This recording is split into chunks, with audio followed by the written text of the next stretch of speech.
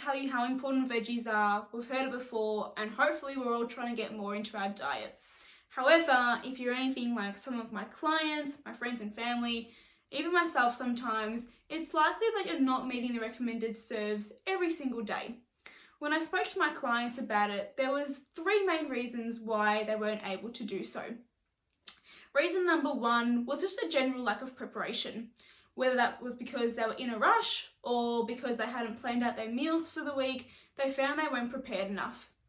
Reason number 2 was that they actually just didn't have any veggies available. And reason number 3 was that they didn't think that the meal suited vegetables, and so they didn't have any. I'm going to talk through my top 3 tips onto how to overcome those 3 barriers. Tip number 1 is, no surprise, be prepared. If you're anything like me, you're probably always thinking about what your next meal is going to be. So take it that step further. Plan out your meals for the week and think about how you're going to add veggies into them. If you know that you're going to be in a rush one night, the night before, get all your veggies chopped up and ready for the next day. If you know that you often rush and just make a quick sandwich, have some grated veggies available, whether it's grated carrot or cucumber or onion. Have them in a container and put them straight into your sandwiches. It'll be nice and easy. My second tip is to stock up. So if you often find yourself maybe at the end of the week going through the fridge and there's no veggies in there, go to the frozen veggie aisles and go to the canned veggie aisles and stock up. That way, next time there's no fresh ones in the fridge, you know you can rely on those other ones that you bought earlier.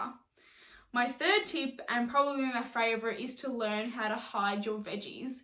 Now, we all have those meals that we don't necessarily think suits having vegetables in them. So that could be a pasta dish, for example. What I do is I add blitzed up carrot, onion, celery, pretty much any veggies I've got laying in the fridge, and I put them into my sauce. You don't notice that they're there, but you know that they are. Another one is to add some frozen zucchini and some frozen cauliflower into your smoothies. Sounds really, really weird, but I promise you it works and you can barely taste it. If you're having something like a casserole, for example, you could even think about replacing some of the meat you put in there with a can of lentils.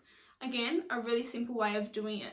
Lentils can take on the flavour and a really similar texture to the meat, and so it's not a huge change to the flavour of your meal. So there you have it, my top 3 tips to include more veggies into your diet. If you feel like you need some more tips, then head over to the Nutrition Australia website. They've got so much information on there around this year's theme of Try for 5.